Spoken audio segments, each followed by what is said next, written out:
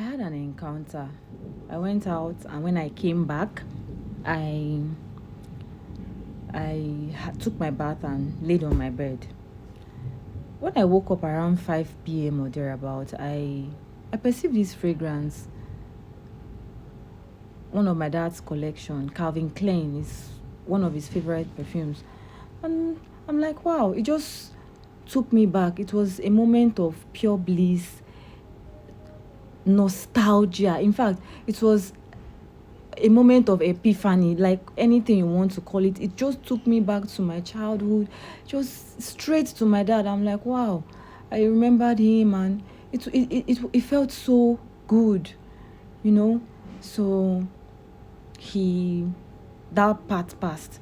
2 days later, I perceived the same fragrance, and I left my room and went to the living room just to see, because I thought maybe we had a visitor, only for me to realize that there was nobody. Even my husband was not at home. So I'm like, this fragrance again.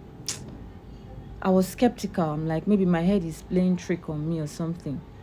2 days again, like it keeps happening every 2 days interval. And then I had just taken my bath in the evening. It always happens in the evening. I perceived it. This time it was very strong. Then I wore my dress and stylishly went to the gate to see if maybe we had a visitor in the compound. Maybe my neighbor had a visitor that wore the perfume. And then I asked the security man, and he said, no, there was no person, nobody came. And then I went to my backyard, just sniffing around just to see if I could trace where the smell was coming from, and there was nothing. In fact, in my living room, I didn't perceive anything. But when I came back to this very room that you are all seeing here, the fragrance was still there, was still very strong. At a point, I was, what's going on?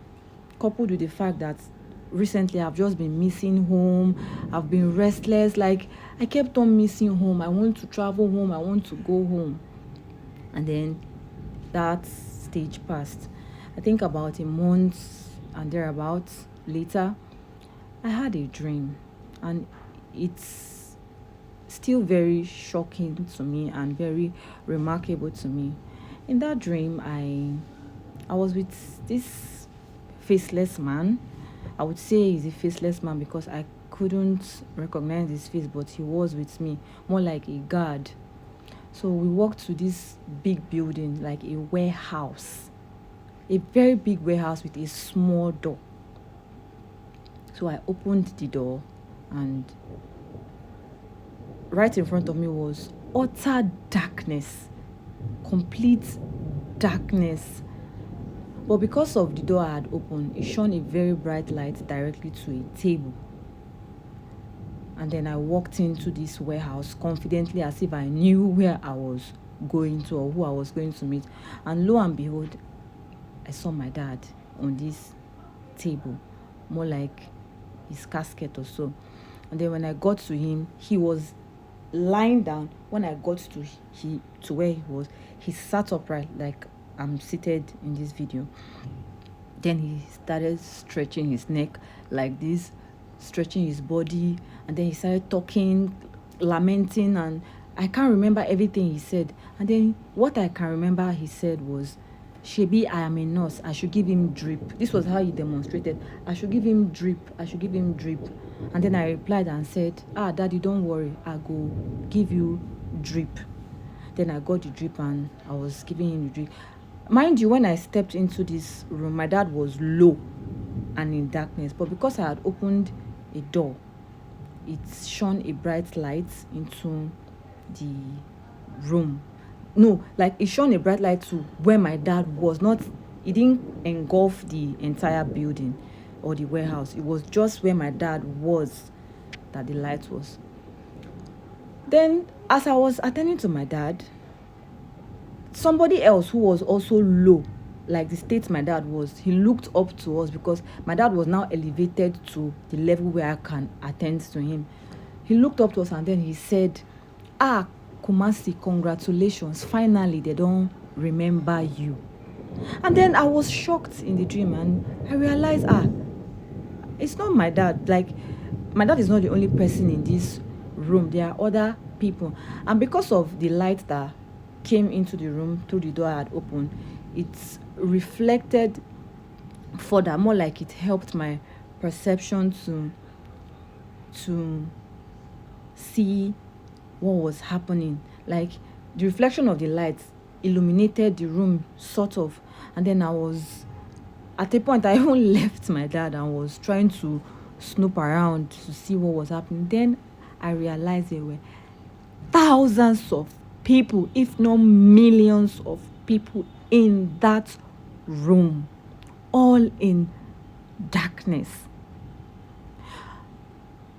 I became scared in the dream. Like, I was not like scared, like I was shocked that I look at me thinking it was just my dad, only for me to realize there were thousands of people.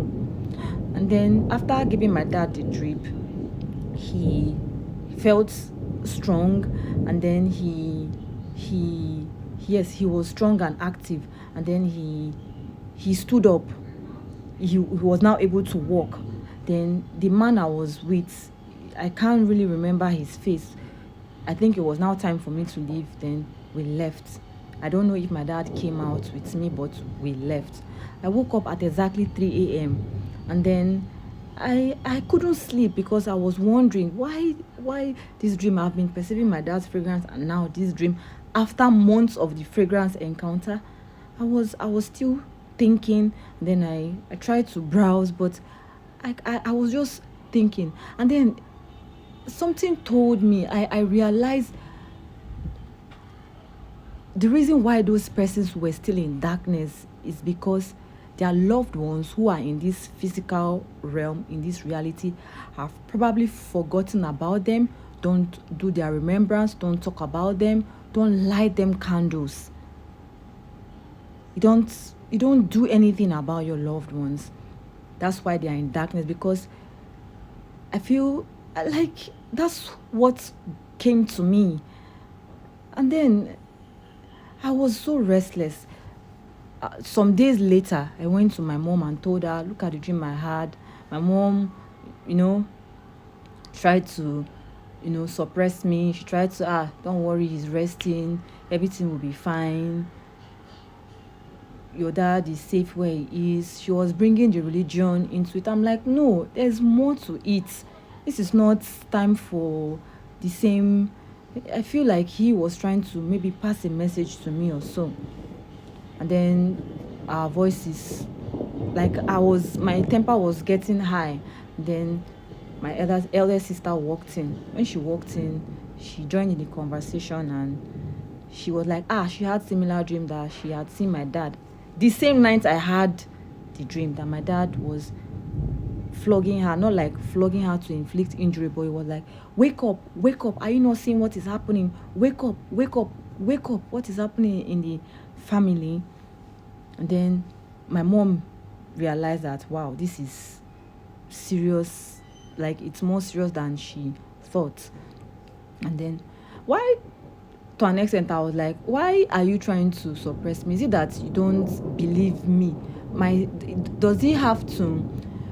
Does my sister have to say her own dream before you would confirm, or why do you have to wait for her to say something before you?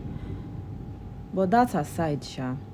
So that was what happened. Then my elder sister, sorry guys, I'm a bit nervous because I'm trying to replay or connect back to the dream, because it felt so real, like a movie. It didn't feel like I was dreaming. So forgive me if I'm a bit. So my sister called another of my sister, and she also had a similar dream that she saw us with our dad in a former house where we grew up. And then, guys, so everything was happening the way it was happening. Then something happened. Like, I told myself that, yeah, I really want to get to the root of this. Like, what's the worst that can happen? Like, I want to be myself. I want to discover. I want to know myself. What is that thing that is being hidden promised myself, I've always promised myself at childhood that I was going to discover myself. I was going to get to the root. I was going to do something very remarkable for myself. It's my journey. It's my life. That's what I keep telling myself and reminding myself. And then I had an experience that changed a lot of things for me. In fact, when I lost my dad in 2013, I'd finished my secondary school, then I went to write my WAEC. I was still a teenager. So, being a daddy's girl and a mommy's girl, but there's this love dad have for there's this relationship fathers and daughters have that I had with my dad, and we were nurturing. Life just happened that he left, and I was so pissed because I feel cheated. Being the last child, like I said, my siblings enjoyed my dad. They did. Because my mom had me in her early 40s, her middle 40s or thereabouts. My parents were already, life gets tougher by the day. So I didn't really enjoy certain things I wanted to enjoy. I didn't enjoy when I was born. Everybody was serious. My siblings were, they were in school. My parents were trying to provide. So I didn't really enjoy certain things, and that made me to I started teaching myself certain things on my own, because I'm not going to wait for anybody, and I don't blame anyone, because I understand life quite at an early age. And then something else happened. My siblings, I don't blame them, because if you check, my immediate elder sister is 12 years older than I am, and I'm the 10th child, so you can calculate the age gap, the age difference. So by the time I was born, they already had their best, their partner and the rest. So this made me, in fact, sometimes when they have conversations and I'm around, they'll just tell me to go. I don't blame them. Adults will always be adults. They want to have their talk, adult gist, and I'll be told to leave. And it made me, what's the word? It made me, I started reading books quite at an early age, because my mom being a teacher, my mom coming from a family of teachers and professors, because I learned my grandfather, that's my mother's father, was a journalist. He was a court clerk and a historian. So I feel like now everything makes sense, why I act the way I act and why I behave the way I behave. So there were so many books at home I started reading at an early age that, it's more like I was escaping the fact that, okay, I was lonely, because I was craving, there's this intimacy I was craving that I really did not get.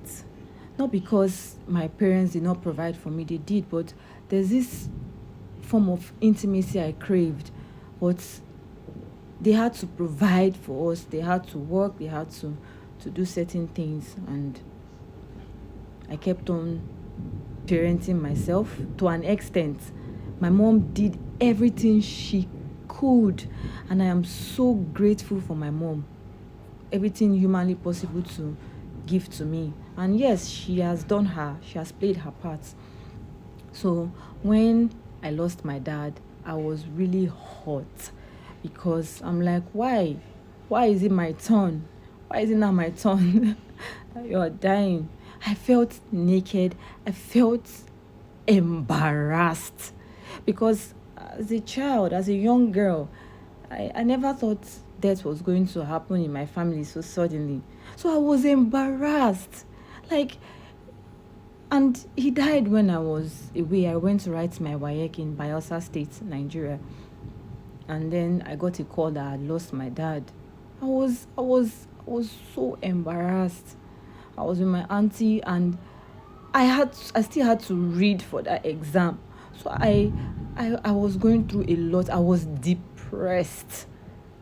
I suppressed the emotion so much just for me to read. My auntie tried. She tried to console me in the way she could. And then I think I spent about a month. When the exam was done, I came back to Port Harcourt to meet my family. They had already healed to an extent, you know, and it was expected of me to heal because it was expected. Like, I wasn't treated like a teenager. When I came, everybody was moving on with their life, like, not like they moved on, like they were healing in their individual way. They were like, daddy is dead, we all talked about it, cried about it just that time. And like, I had to become an adult at an early age. I would say this. I've never spoken to my siblings and my mom about this. I just had to be strong because I didn't also want her to break down further. So it happened the way it happened. And then I had an encounter. That was last year. I went out, and when I came back, I had a dream. So I didn't relent, I didn't budge. I kept on asking my mom questions. That was when we started having certain conversations, and she started opening up little by little. I'm like, Mommy, you are a robo woman. You grew up in the village. Why have you allowed religion to why are you people always suppressing this aspect of us? Why? Not like my mom doesn't we don't there are times where we don't have dreams or maybe revelations, or there's this intuitive nudge that comes. Not like she doesn't acknowledge, but the deeper it gets, the more she tries to, don't go there, don't, you know. And this is who we are. I discovered we are spirit beings having human experience. And when all of this was done, I told myself I wanted to, like, when I left my family house after I had that conversation, I went back to my house, and I told myself I wanted to take myself serious. I told the universe that anything that is no longer in alignment with me, anything that is not helping me to elevate, should be taken away from me, any form of distraction. And voila, the two TVs in my house, including the one you're seeing in my room, got blown up. The one in the living room got blown up. My microwave got blown up.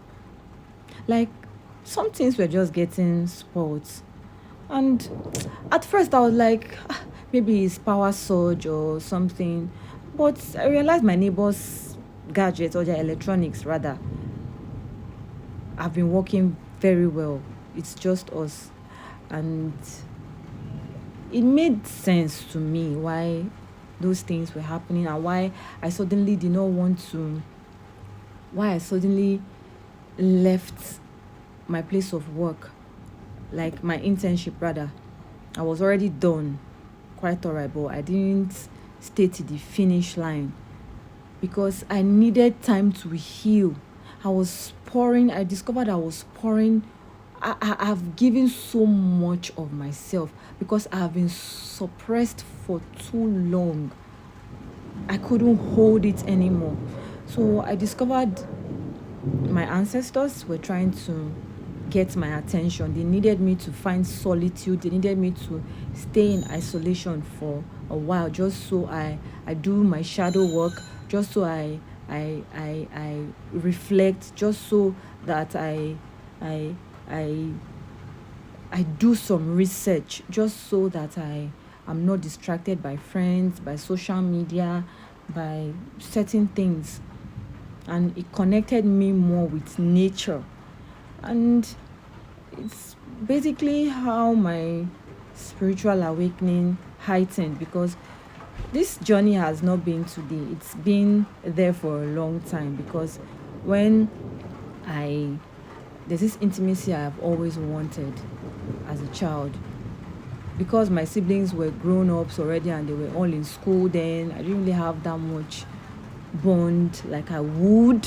The bond I wanted, I didn't really get it. So it made me, in fact, I was the amongst it made me I became a mother at an early age.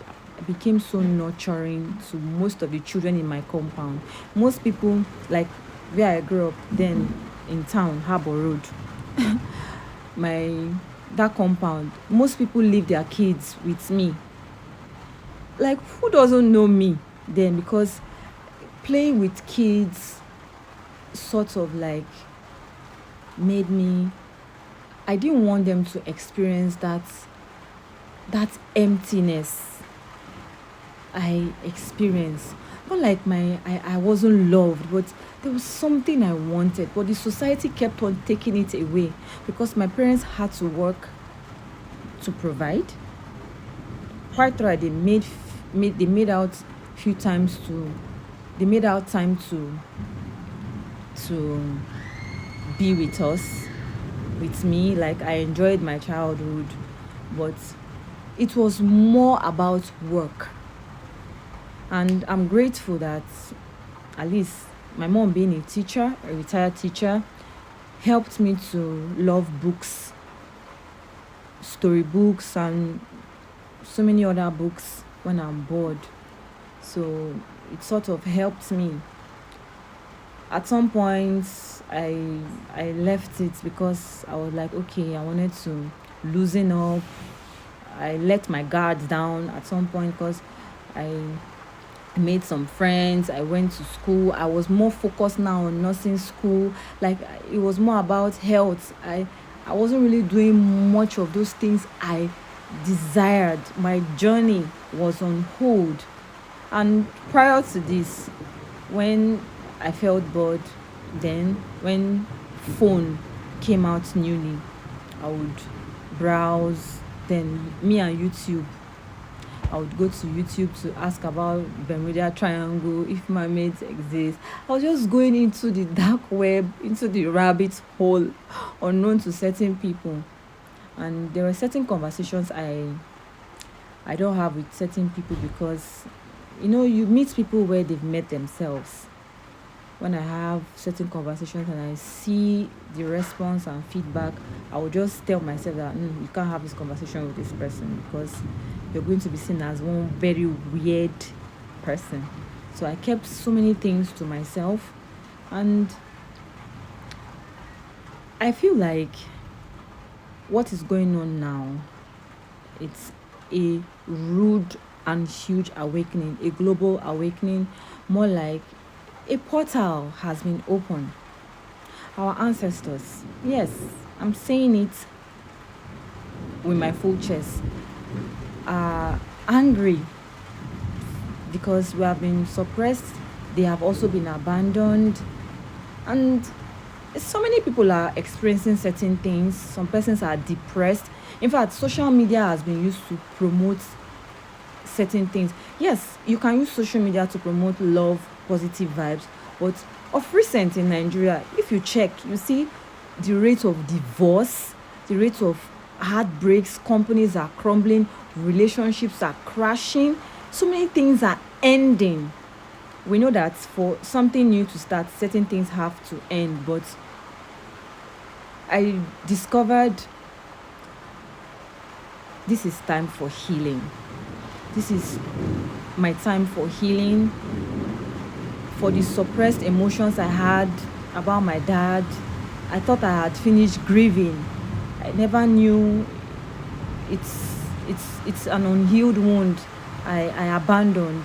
So I'm grateful for everything, because it's part of my journey, my experience, and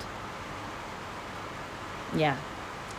So finally, I think after some months, we finally decided to go to the village to cook the owo soup.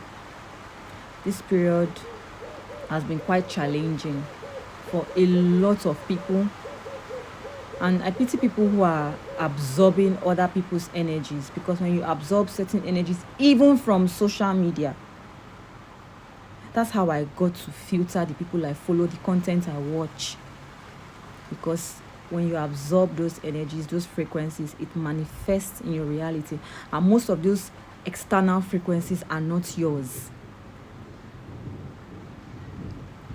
So